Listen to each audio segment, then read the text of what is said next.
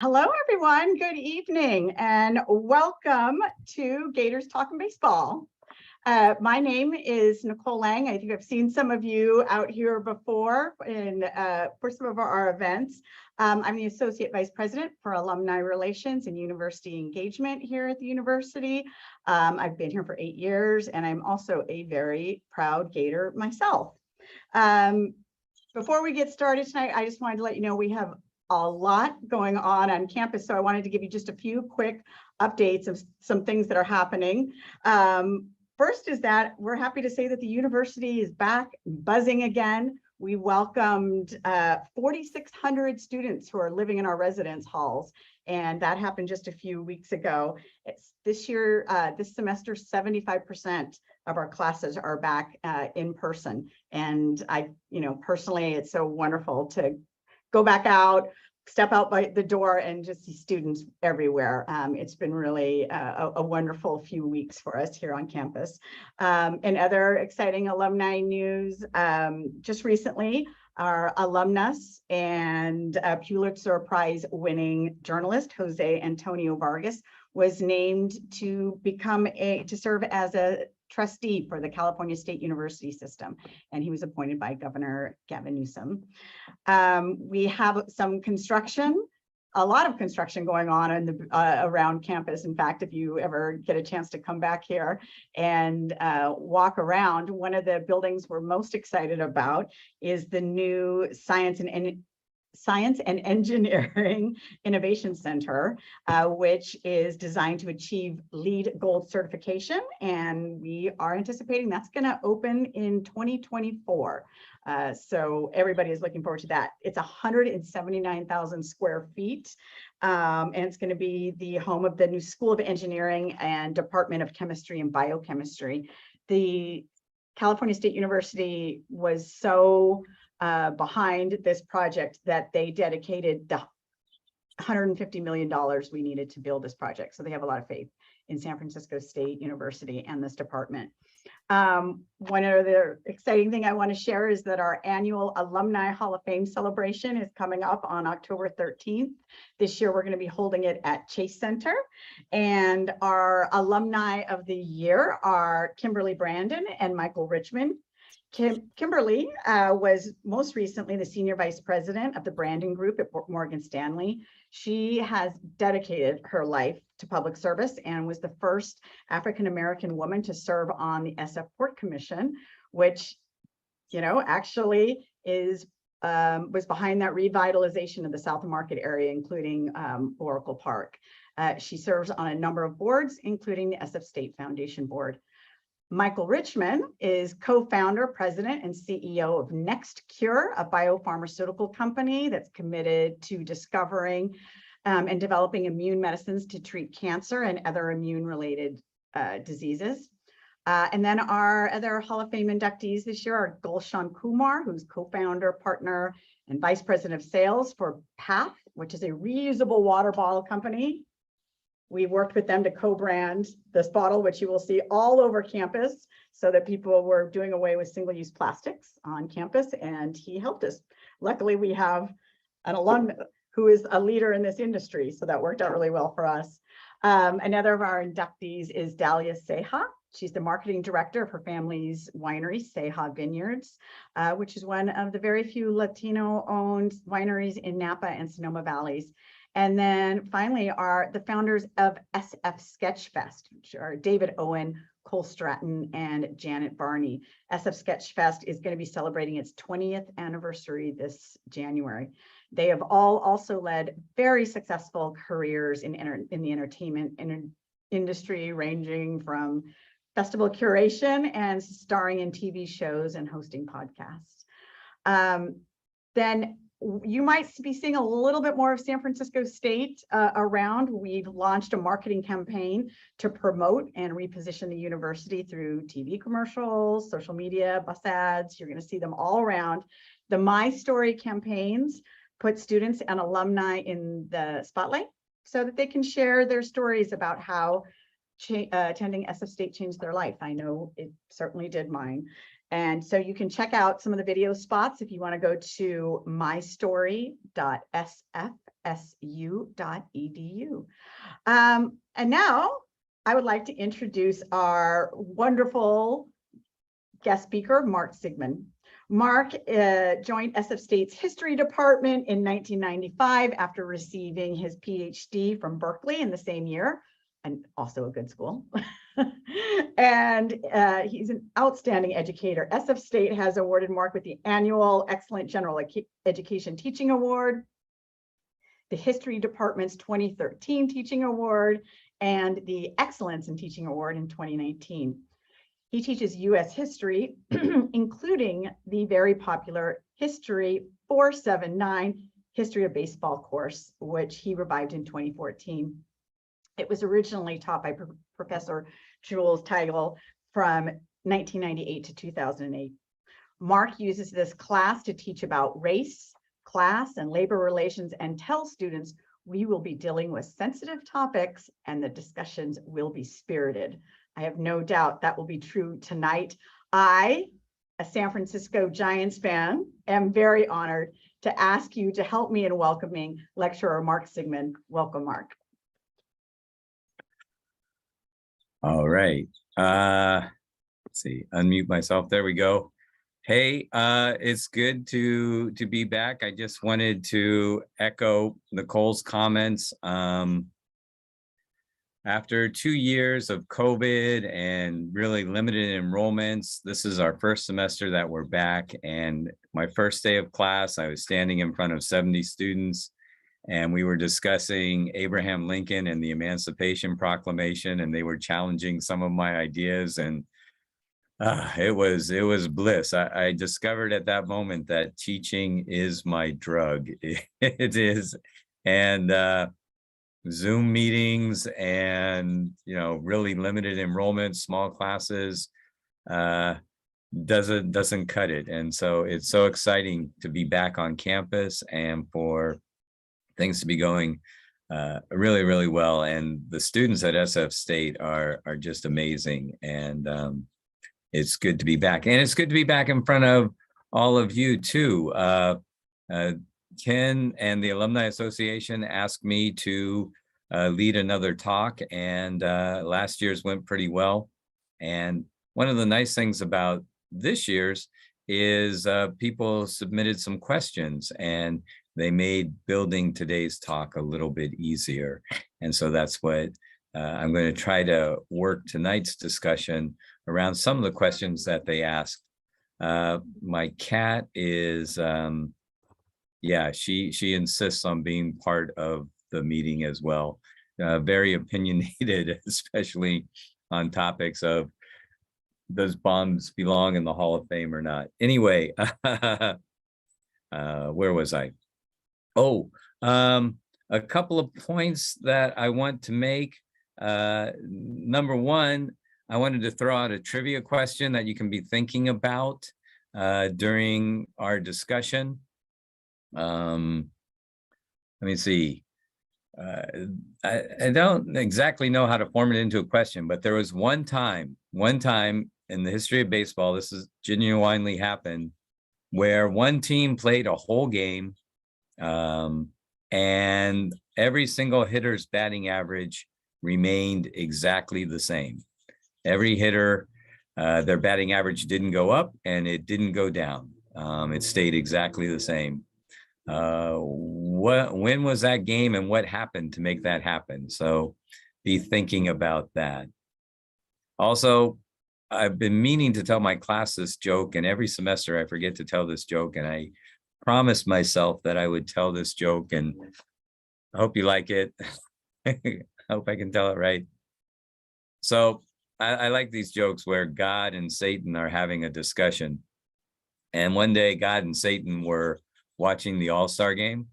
And Satan, of course, was like, oh, that guy, he cheats on his wife. And oh, that guy beat somebody up when he was younger. Oh, definitely using steroids. And God's like, come on, Satan, let's just watch the game, okay? And Satan is like, you know what, God? We should have an all-star game. And God just kind of laughed. He goes, Satan, I have all the all-time greats. I got Babe Ruth. I got I've got Lou Gehrig, Ted Williams. I've got Mickey Mantle, Cy Young, Satchel Paige. I have all the greats. And Satan laughed. He goes, yeah, but I got all the umpires. But don't pump. Anyway, Bell doesn't think that's a funny joke. All right. I wanted to discuss various topics, especially the topics that,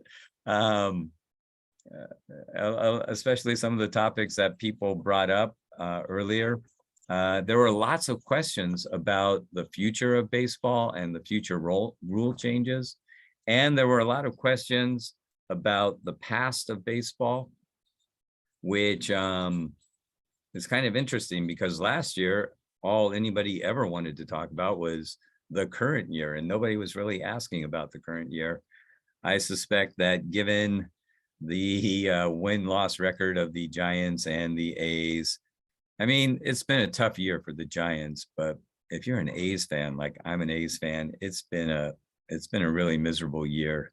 It's been a miserable year because, yeah, the A's ownership is just giving away all the players that might make a little bit of money next year. And I was hoping to avoid 100 losses, but after last night's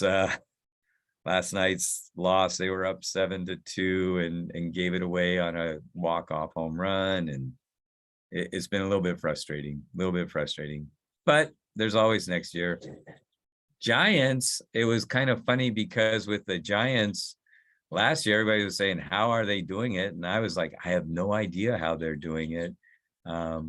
But I think the Giants really are on the right track. I think that the Giants have figured out that it's going to be really, really difficult to compete with the heavy sluggers of the Padres or the Dodgers.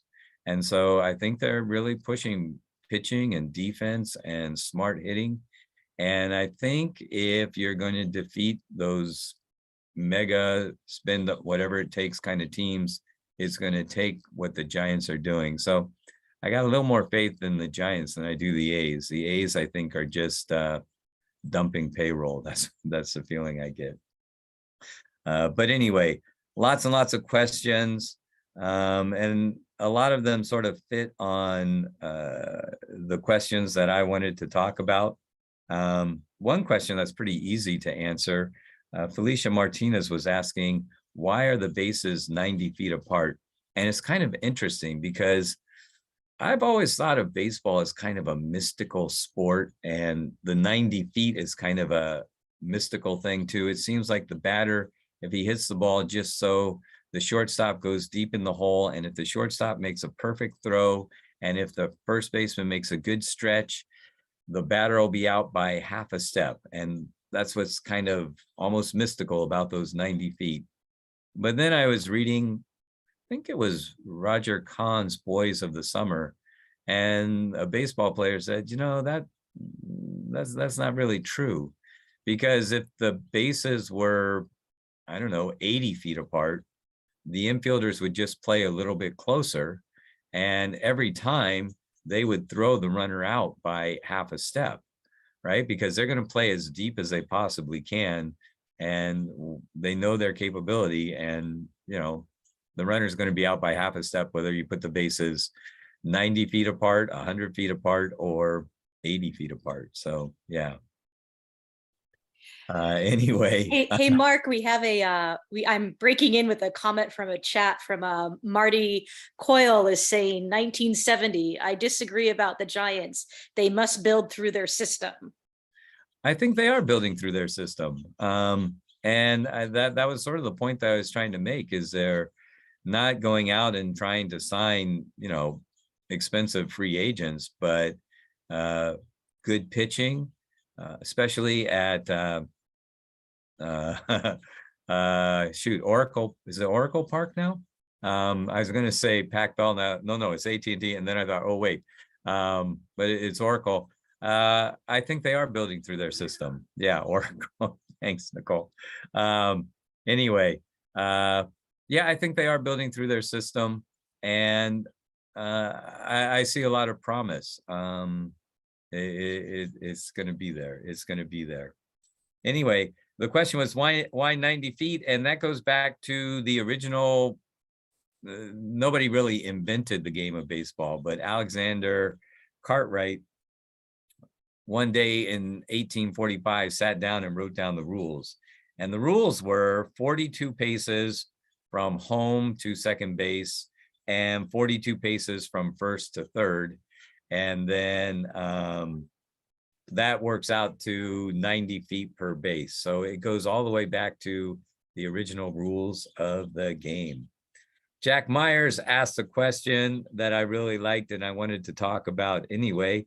He asked, who was Ty Cobb? Ty Cobb was one of the, how should I put it? One of the meanest people to ever play the game.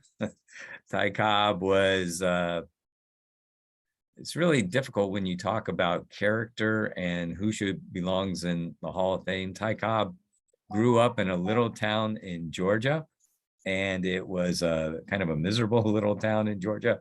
Even a little town is kind of an exaggeration. It was a place out in the middle of the woods. Ty Cobb's dad married his mom when his mom was really young, like 16, and he was twice her age. Ty Cobb really loved to play baseball. He was playing minor league baseball. His father, when Cobb left home to go play minor league baseball, his father became convinced that his mom, this young woman, was having an affair. And he left work early one day. He was a school teacher. He came home early, was sneaking in the bedroom window to catch her in the act. And she had a shotgun and she shot and killed Ty Cobb's dad. I don't know. Ty Cobb had a lot of issues. Nobody liked Ty Cobb. Even his teammates didn't really like Ty Cobb, but he was a great hitter, very fast runner, mean-spirited player. I talk a lot about Cobb in relations to the 1919 Black Sox scandal. Ty Cobb did a lot of things that were kind of close to cheating. One of the things that Ty Cobb did that was, or kind of questionable, 1909 World Series. Feel free to chime in on this in the chat. Tell me what you think.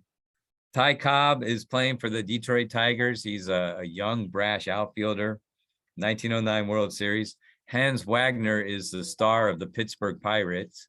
He is star of the Pittsburgh Pirates. He is older this time, but he's one of the all-time great. He's playing shortstop for the Tigers. And anyway, I'm sorry, he's playing shortstop for the Pittsburgh Pirates. And it's going to be a big showdown between these two superstars of the game. Ty Cobb leads off the game for the Tigers. He gets a base hit. He's standing on first base. He looks down at the shortstop, and he's saying, hey, Crowdhead, I'm coming for you. So he uses a racial slur because Wagner was German-American. So is that cheating to yell at your opponent and use a racial slur to kind of insult him and throw him off his game? I don't know. Tell me what you think. Is that cheating, or is that unsportsmanlike, or within the rules, or is that just, you know, gamesmanship? Yeah, it's up. Let me know what you think. Scott McCourtney is saying that's not cheating. Ken Hogarty says Cobb lived in Atherton down the peninsula at the end of his life after making a fortune off of Coca-Cola stock. And then we had another comment from Dan Button asking and saying, I wonder if this is a myth. I heard Ty Cobb during a game in New York got dressed in the Yankee clubhouse. They, of course, chased him out. During Cobb's first at bat, he hit several consecutive foul balls into the Yankee dugout. Huh. I wouldn't put it past him. I wouldn't. Cobb was a magician with the bat. He could, if he wanted to hit foul balls into the dugout, he could. Yeah. I have to say, I don't think it's it's cheating either. But this is what happens on the very first pitch to the next batter. He takes off for second base. The throw comes down. Wagner takes the ball, catches the ball, takes it out of his glove, and bam, tags Ty Cobb right in the mouth. Right in the mouth. Oh, what do you think? Is that cheating? Tagging a guy right in the mouth with the ball? Cobb was out, by the way. Is that, I mean, it's fair, right? You can tag the guy. It's not very sporting to tag somebody in the mouth, especially in the day before they're wearing helmets or face gear or any kind of protection. Yeah. We had some more comments come in about the first part about Ty Cobb, and it says not cheating, but not very sportsmanlike. Cobb was one of the all-time greats, despite being a jerk. Yeah. And then getting in someone's head isn't cheating, racist or not, mental game, but dirty. And then someone else said it's not cheating, but not very sportsmanlike. There you go. There you go. I agree. I agree 100%. One more about that 1909 World Series. I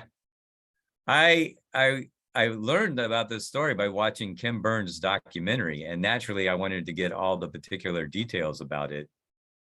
And turns out that actually never happened. Baseball historians went back. One, Cobb didn't lead off the game with a single, and two, he was never thrown out at second, even though he didn't hit very well. He didn't really get on base very much. Ken Burns included that in his documentary, the very end, I think, of episode 3 or 4. Is that cheating for a documentary filmmaker to use a story? Sports writers, they think sports writers made it up, kind of an apocryphal kind of sort of story. But yeah, I don't know. Cheating, it's kind of hard to define. Oh, here's another story with Ty Cobb that's kind of cheating and kind of not cheating. Ty Cobb, great hitter, 1910. He is leading the league in batting. He is 6 points. He's hitting .286. The next closest batter is Napoleon Lajoie. He's hitting .386. Lajoie is hitting .380. There's 2 more games to go in the season.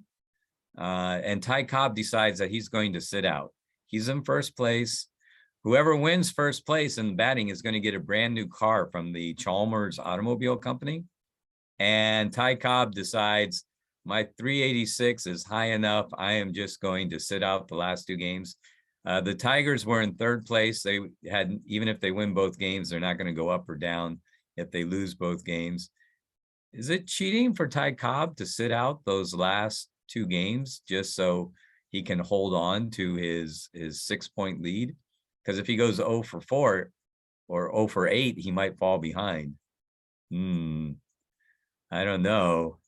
If you think about Ted Williams was hitting .399.6 going into a doubleheader on the last game of the season. And his manager said, hey, do you want to sit it out because it would round up to 400? And Ted Williams said, no, I want to play. And he ended up going, I think he played a doubleheader, and I think he got 6 hits, and he ended up hitting .406. Yeah. Anyway, Ty Cobb decides to sit out the last couple games so that he can get the automobile. Meanwhile, Napoleon Lajoie is going to St. Louis to play the St. Louis Browns. And the St. Louis Browns hate Ty Cobb. They're in last place. They've only got 40 wins on the season. Lajoie comes up to bat in the very first inning. And the manager of the St. Louis Browns tells his rookie third baseman, I want you to move back. Move back, move back, move back. And he puts his third baseman in short left field. Lajoie looks up and he sees the third baseman in short left field, and he squares around and he bunts the ball to third. And by the time he gets there, by the time the third baseman fields the ball, Lajoie is safe, right? And they do that 4 times in a row. Lajoie needs 7 out of 8 hits to pass up Ty Cobb. And every time, because the St. Louis Browns, like everybody else in baseball, hated Ty Cobb, they have their third baseman playing really, really deep. Turns out that on the last at bat, the third baseman comes charging in, and he grabs this last bunt, and Lajoie had it beat out, but the third baseman made a throw to first, and it pulled the runner or pulled the first baseman off the bag. And so the umpire called him safe, and the official scorer called it an error. And for those of you familiar, an error counts against your batting average because you should have been out. The sports writers in St. Louis were really angry at the manager because, you know, you're not really competing. And they're like, who cares? We hate Ty Cobb. We want Lajoie to get the car. And there was a woman sports writer who was the official scorer for the game. And the St. Louis Browns offered her, the Browns will later become the Baltimore Orioles. But the Browns offered her like a whole new wardrobe if she would change her decision and make it a hit instead of an error. But she stuck to her guns. Turns out that Ty Cobb won the batting title that year by, I think, 3 10,000ths of a point or something like that. The Chalmers Automobile Company, there was so much controversy. It was kind of like the opposite of what they wanted.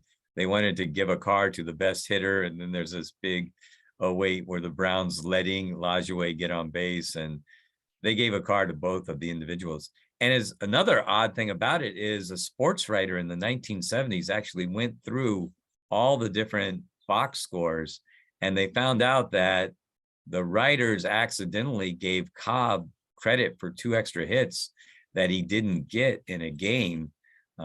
They duplicated one of the box scores accidentally, and Lajoie actually won the batting title by about, I think he won it by 3 100ths of a point or something like that. So one of those strange, not really cheating, not exactly good sportsmanship though. And Mark, we had some more comments come in about that. And we have one that says, baseball is supposed to be a gentleman's sport. There's no place for racist slurs.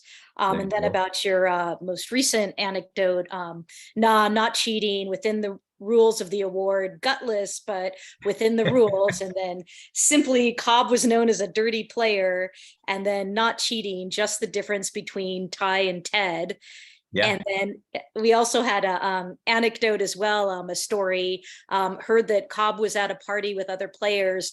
A catcher said, "We let you steal, Cobb. We didn't want to get spiked." Cobb punches him in the face. And this was at a reunion of players, and Cobb was in his 60s. Wow. Yeah. Yeah. Ty Cobb, he was ultra paranoid. He was always convinced that whoever they are, were out to get him. Also very, very racist. There was in spring training where Ty Cobb went every year for about 8 years. There was a black groundskeeper there, and Ty Cobb had a really good game in spring training, and the black groundskeeper just stuck out his hand and said, "Hey, good game, Ty." And Ty Cobb went crazy and started punching him, that a black man wanted to shake his hand. The groundskeeper's wife was there bringing him lunch, and she saw her husband getting punched, and she ran out there, and Cobb turned around and started strangling her. And then other players on the Detroit Tigers, I think it was the catcher or someone, pulled his head up and just boom, hit him with a bat, I think, in the chin, and knocked him out to get him to let go of that poor black woman. But yeah, Ty Cobb, one of the all-time greats, but not a very, very good individual, not a very nice individual. Yeah. Other comments? Or I wanted to talk, one of the questions that somebody raised, and I'm glad that they raised it. John Baker raised a question. talking about the person that started the baseball class, Jules Tigel. Jules Tigel has forgotten more baseball than, or he had forgotten more baseball than I'll ever know. I gladly concede that. He also had a photographic memory for statistics. He would have gotten all the names and numbers and years right without having to look it up. But John Baker made the point that in Jules' book on baseball, he talks about how baseball kind of reflects society. And I think that was a very good point. And he was asking, does baseball reflect society today? And that reminded me of a story. You guys are familiar with Brandon Belt and that epic at bat that he had against the Los Angeles Angels pitcher, where he had a 21 pitch at bat. He fouled off, I think it was 16 two-strike pitches. The at bat lasted 12 minutes and 45 seconds. Yeah, it was the longest at bat, they say, in the history of Major League Baseball, or at least as long as they've been keeping records. But there was another at bat that kind of, sort of, actually didn't take place, but it did take place in Ronald Reagan's imagination. Ronald Reagan, before he became an actor, before he became president of the United States, he had a job doing low blow. He had a job doing something called Recreated Baseball. He was at this dinky little radio station in Iowa, Des Moines, Iowa. And he pretended like he was at Wrigley Field, and he pretended that he was at the Chicago Cubs game. And what would happen is there would be a teletype, and his radio engineer would hand him the teletype and say, the batter struck out on a 3-2 pitch. And then Ronald Reagan would reconstruct the game. And he would sort of make up, oh, strike one, strike two, oh, the batter, it looks like he's out. Oh, no, that was called ball 3 or something like that. And then on the last pitch, oh, he swung and missed, struck out, right? And he's creating this illusion that he's at the ballpark. And there's this one Cubs game. It's the bottom of the 9th. The Cubs are down by a run, but the tying run is on third base and the winning run is on second base.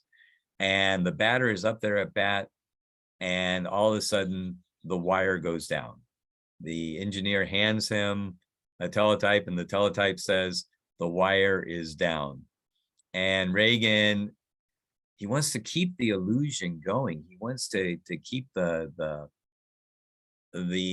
whole idea that he's actually at Wrigley Field. He can't say, I'm in the basement of a dinky radio station in the middle of Iowa.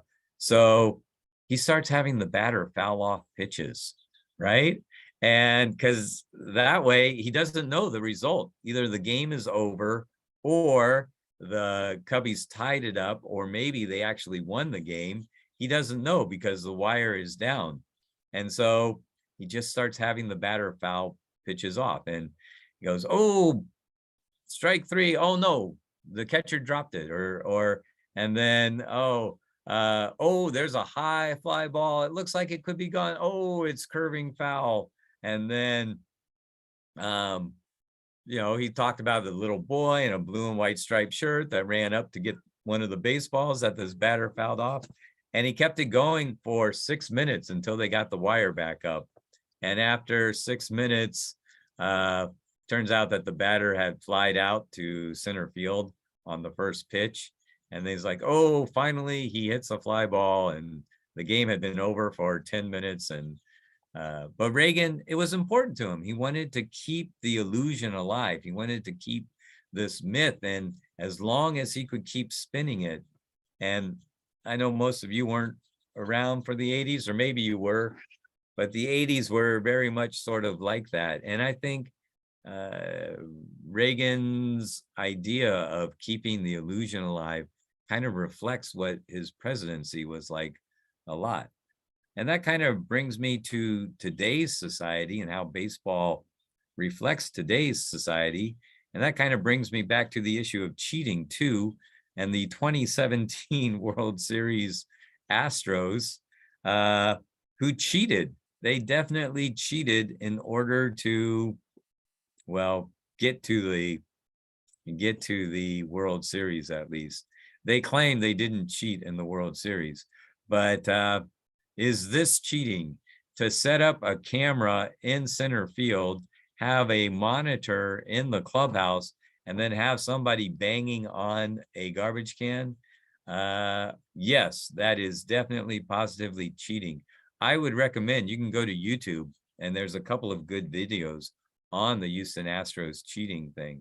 For those of you that aren't, really into the nuts and bolts of baseball, there's the most typical pitch is a fastball that moves between 90 and 95, even 100 miles an hour.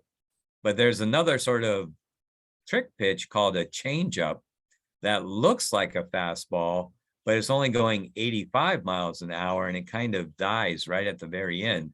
And if you're expecting a fastball and you see a fastball and you get a changeup, it looks exactly like a fastball. And so you swing at what you think is a 95-mile-an-hour pitch, but it's really only going 85 miles, and you usually swing over top of it or you hit the top of it. Well, the Astros had that camera set up, and they had somebody watching that camera, and they saw the catcher signals. And if the catcher signaled a fastball, they didn't do anything. But if the catcher signaled either a curveball or an off-speed, they call it an off-speed pitch, a changeup, somebody would bang on the garbage can. And that gave the Astros an enormous advantage, because if you know it's an off-speed pitch, it looks just like a fastball, and they weren't even tempted to swing at it, and it usually would drop out of the strike zone. That's definitely positively cheating. What does that have to do with the Trump presidency? Well, yeah, I'll that was 2017. One of the things that I will say, and it sort of gets to a lot of the other questions that people were asking. One of the things that I will say is there's always going to be that question with the Astros. Could they have done it without cheating? It's always going to be kind of a tainted World Series. And in my mind, the Astros have never really won the World Series. I mean, sure, they have a trophy or something, but they cheated, so it doesn't really count. And it's like, the heck with the Astros. And Mark, we have some comments coming in for you too. People are saying that's a good point. Yes, cheating. Didn't the Giants steal signs from center field of the Polo Grounds? Astros were way more elaborate, but just curious. Somebody else said, yes, I've heard that story on the New York Giants done with binoculars. Somebody else is saying their daughter's soon-to-be husband is an Astros fan, a check against him, but a great guy otherwise. And then we have a question in the Q&A from Susan about cheating, asking, what do you think about the PitchCom device that they use now to keep the opposing team from stealing the signs? Yeah, I think it's kind of ironic that baseball says you can't do that, and yet everybody is just assuming that everybody is doing that. First off, in terms of the Giants sign stealing, I have heard that rumor, because that was the year that the Giants were behind by 13 games at the end of August. And they came back to tie and eventually win the pennant that year. I have heard those rumors. I also heard that Willie Mays didn't want to know what was coming. He did better if he didn't know what was coming. So I'm not going to do anything to try to question that all-time great. The Giants win the pennant. The Giants win the pennant. So, yeah. But, it's very, very common that if a runner is on second base, he's trying to steal the signals from the catcher, and the catcher knows that, and they change the signs if there is a runner on second base so that they can't steal the signals and everybody knows what's agreed upon. It's really, really annoying to me that they do have that little communications device between the pitcher and the catcher, because you know,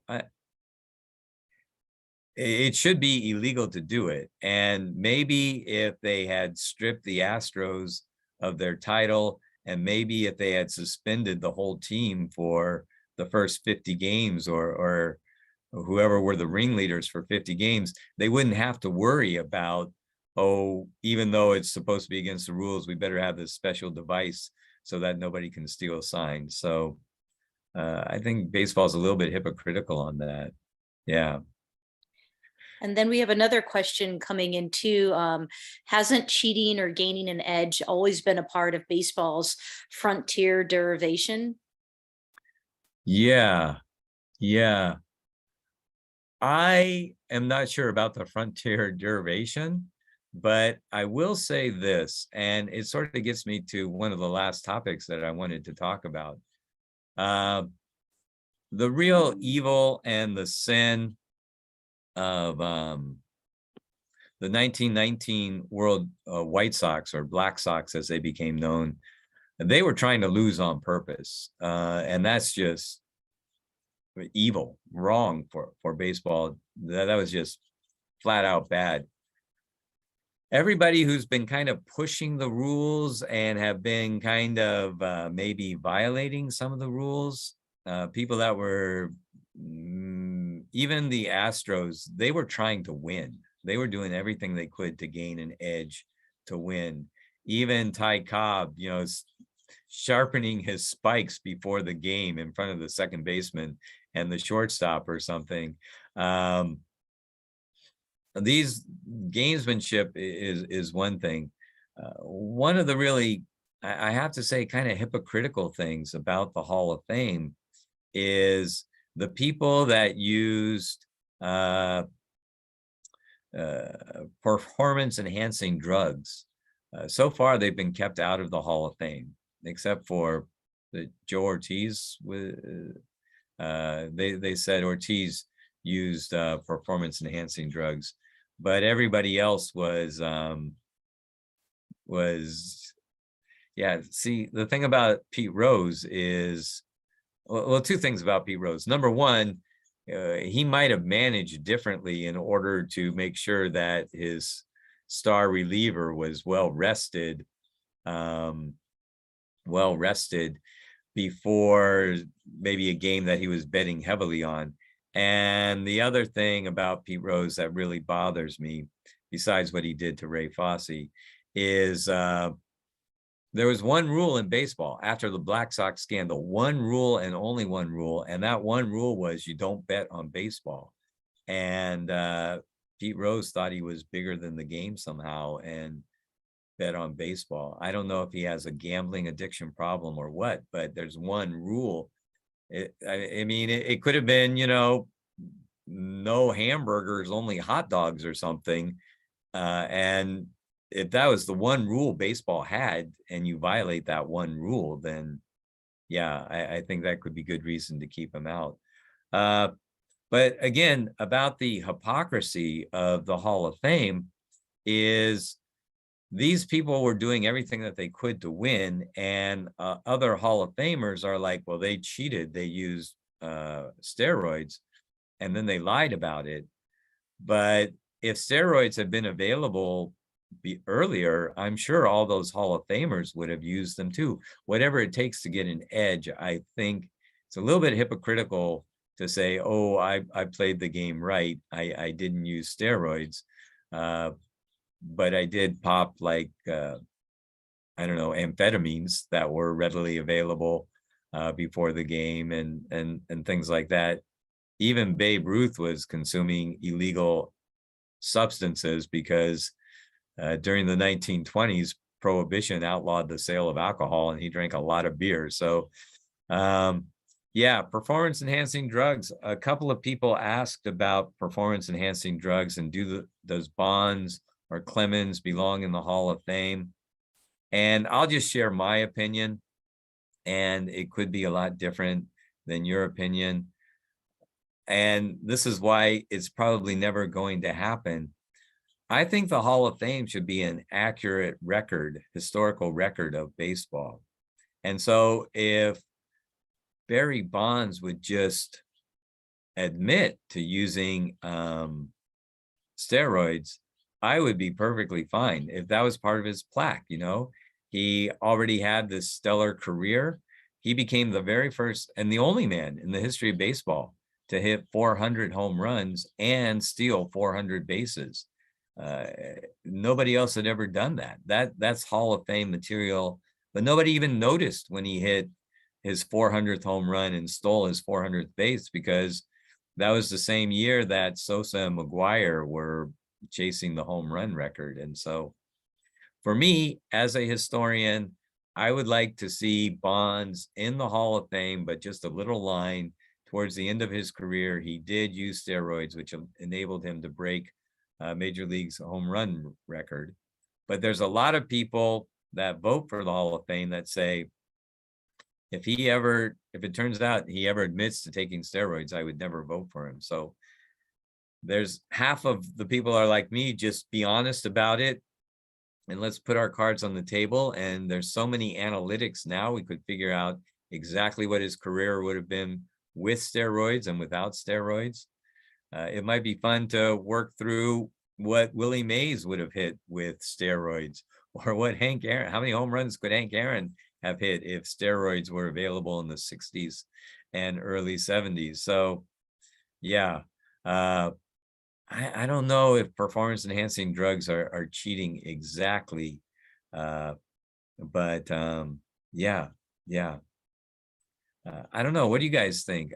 Most of my SF State students seem to think Barry Bonds belongs in the Hall of Fame. Yeah. We have somebody who had commented that they've always wondered about amphetamine use in the 60s and the hypocrisy of the game. And somebody saying that rule is on the entrance of every professional baseball clubhouse in huge letters, gambling. Right. And another person commenting, he should be in. And then someone else saying, Bay Area biases. Ah, ha, ha. Yeah. So I was also asked about the future and the rule changes that are coming up. And this sort of gets at it too. I'm not sure how much time we have, but I have plenty of time tonight. So just go ahead and pull out the cane and hook me if you need to, Nicole. But anyway, Lawrence Bosch asked about why does no one bunt anymore? And there's a couple of reasons for that. I've often wondered that too. It seems like they're giving you a free base hit. Why not take it down the why not take it if they're going to give it to you? And I've heard a lot of good reasons why. First off, for major league hitters facing major league pitching, their feeling is they might only get 1 or 2 good pitches that they can drive. And even if everybody is set up in right field and they're expecting them to try to pull the ball, if you get a good pitch where you can really hit it, there's a good chance that you could hit a home run, or you can hit it so hard that you can hit it right through the shift. And to try to bunt at that one good pitch that you get during an at bat, it's sort of like, it feels like a waste. Another thing is, if you're hitting really, really well, if you're a hot hitter, that's one of the reasons they put the shift on against you. You don't want to change anything. You want to just keep swinging and trying to drive the ball through the shift. But I agree with you. I think it might be a good idea for hitters to learn how to hit the ball the other way, or bunt once in a while. And that sort of brings me, a lot of people are asking about the current rule changes and the future rule changes and the future of baseball. First off, the current rule changes, I think they're good. I've been pushing for a long time for the National League to adopt the DH, and I know a lot of purists don't like it, but I think it adds a lot of excitement to the game, and I think it extends the careers of great hitters, like Albert Pujols, who might not be all that great out in the field anymore, but can still hit almost 700 home runs. So I kind of like the DH. I have to say that I did not think I would like the ghost runner on second base with extra innings. I thought, wait a minute, baseball, you just keep playing until it's over. But it turns out that I really do like that rule. I think it depends on if your team is successful in extra innings or not. But if you've ever watched like a really long extra inning game, I was one A's versus the Yankees. It seems like everybody's trying to hit a home run just to end the game. And so there's a lot of strikeouts. A lot of times if somebody does get a double or something, there's already 2 outs and it's hard to get them over. And I think starting a runner at second base in extra innings, one, it gets the game, it should get the games over sooner. And two, I think it adds a lot of strategy to the game, and I'm always in favor of that. Belle is opposed. She's a traditionalist. I think limiting mound visits is dumb. I just think it's dumb. Yeah. The 3-batter minimum that a pitcher has to come in and face at least 3 batters, I really don't like that rule. I think it kind of, I don't know, almost violates the nature of baseball, because you have baseball, it's a beautiful game, and I just think forcing the manager to use a pitcher to face 3 batters is, I don't know. I don't think there's that much time wasted with pitching or pitching changes. Future rules. I'm not sure how I feel about them. I guess I'm going to have to see it to see how it really works. They're going to have a pitch clock now where a pitcher has to deliver a pitch within 15 seconds if nobody's on base, 20 seconds if somebody is on base. They say that's speeding up the game. I think cats should be forbidden from baseball discussions. We had somebody in the comments say that they're Dan Button says he's with the cat. Yeah, he doesn't like the ghost runner. Oh, they like 20-hour game or 5-hour games where you burn up your entire bullpen and your next day starter. Yeah. And then neither team really recovers for 2 weeks. Okay, but yeah, different strokes for different folks. Yeah. And we have a couple more questions. We had another comment from Dan saying that the extra inning rule concerns me. When you're worried that your game is going on too long, that's a problem. And he thinks you just answered his question. And then he also asked, following up on the Hall of Fame, do you think writers should still be the gatekeepers of the Hall? It's writers and already members of the Hall of Fame, right? Isn't that how it works? And yeah. I think so. Supposedly they see all the players and they watch all the players. I don't know about the Hall of Fame. Yeah. I would just like to see the Hall of Fame be an accurate record of the history of baseball. There are some real jerks in the Hall of Fame, some really terrible people in the Hall of Fame. And if the people that did use performance enhancing drugs came clean about it, I think I wouldn't mind seeing them in the Hall of Fame. And should writers be the one to be the gatekeepers? Yeah, it's kind of odd because, newspapers are going by the wayside. Maybe it should be sports talk jocks or something. I don't know. maybe the fans should vote. It's hard to say. And then we have a couple more questions, and then maybe we can answer the trivia question as well and come back to that. We had a person ask, Mark, if you could start your own MLB team, who would be the first 5 players, current or past, that you would choose to have on your team? Wow. Wow. As somebody whose fantasy team is languishing in 6th this year, but if I could get anybody, number 1 would be Satchel Paige. That would be my starting pitcher. And I would build around him. I would also want Josh Gibson as my catcher. That is a no doubter. I would put, wow, there's so many greats. I would definitely put Willie Mays on my team. Oh my God. Well, I could beat everybody with those 3 players. So, but yeah, I think I might round out with Ruth and Bonds. Aaron could DH, I think. Yeah, I don't know. People are going to be screaming. What about Nolan Ryan or Sandy Koufax? Stan Musial. Yeah. Somebody asked if you had to pitch the 7th game.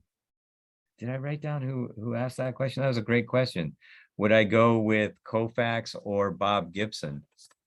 And Mike Beatty asked that question. And I would say, I don't know how you could choose between those 2 pitchers. They're both so great. But one thing that I will say about Gibson and all of his great years, and I would also say this, is that during his greatest years, they were enforcing a different strike zone. The strike zone actually went from the armpits down to the knees. And that's why nobody could hit in the late 60s, especially 69. I think Carl Yastrzemski was the only one. Yeah, I wouldn't mind Madison Bumgarner. I think I could go for, yeah, Sandy Koufax, Bob Gibson, Cy Young wouldn't be bad. I don't know if I would go with Nolan Ryan.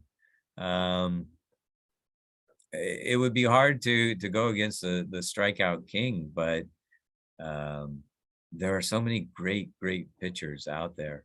One game, it's really hard to. I mean, heck, Dave Stewart, one big game. I might go with Dave Stewart. It's kind of amazing.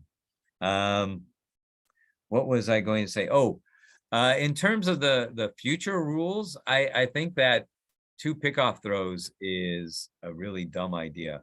One other thing that I want to say about speeding up the game, because that seems what all these rule changes are aimed at, is trying to speed up the game. And that is, I have an idea. How about in between innings, the pitcher warms up with like 8 pitches, and that might give them 40 seconds to throw 8 pitches. And then let's start the inning.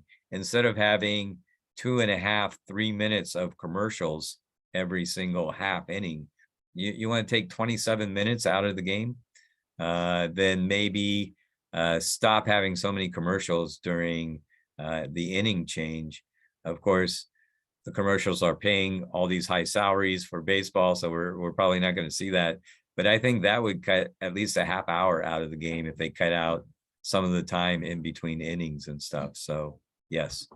All right. Should we move on to the trivia question? How many people got it? We haven't had anyone, we didn't want people to post yet or be able to. So do you want to ask it again and then I'll post it in the chat? All right. I will ask the question again. There was one time in the history of baseball where a team played a game and every single batter on that team, their batting average remained exactly the same. What was that game and what happened where all their batting averages remained the same? Does that make sense? Questions about it? Does anybody know? I think that it looks like Dan Button said, I did. but I didn't know who did it. Had to be a no-hitter on opening day. And then Aaron Doran said no-hitter on opening day. Yep, yep, you got it. Bob Feller. Boy, you wanted somebody to start on your team. Bob Feller, April 16th, 1940 for the Cleveland, well, they were the Indians at the time, threw a no-hitter on opening day. Nobody's average went up, nobody's average went down. Everybody stayed at 0. Yeah, yeah. All right. We should do this again. We should do this in person without any cats around. Yeah. All right. Are we good? Any other questions? Anything I can answer for you? I can stick around. Well, Mark, I want to thank you so much, Nicole, again. A wonderful time again, just like last year. I think you're right. Now it's time to start getting us back in person. It's probably time for us to get our alumni back together again out at Oracle Park Here. for a game. We Yes. were out there this year for commencement again, which was wonderful. We did 2 ceremonies. So our graduates and their families and loved ones got to celebrate out there again too. So the Giants have been great partners of ours, beyond what they do on the field. So you know what, I want to thank my colleagues as well for creating this event and hosting this event. Marciana Flores, Charlene Del Muro, and then Ken Mayashiro, whose brainchild this event was, and who has invited you and done a great job creating this Yes. event. So, you know, Mark, thank you so much. Any day, anytime. I know people want to talk baseball with you, so Yeah, please I'm come offering the back. class in the We're- spring. If anybody wants to look it up, I'll let people audit the class if you want to come by and offer your expertise and join the discussion. It'd be fun. All right, well, that's great information. So this spring, what's the name of the class again? So History of baseball, history 479. 479. Okay, everyone hear that? Well, thank you again. Thank you My to pleasure. everyone who joined us tonight. It was such a pleasure that you could come and take part in this. And we are just always so happy when our alumni are staying engaged with the university. So as someone said there, go Giants. Everyone can say whatever team they want, but you know, by and large, let's all end this by saying go Gators. Go And, Gators. go Gators. Have a wonderful evening, everyone. Thank you so much. Thank you, Mark. Thanks.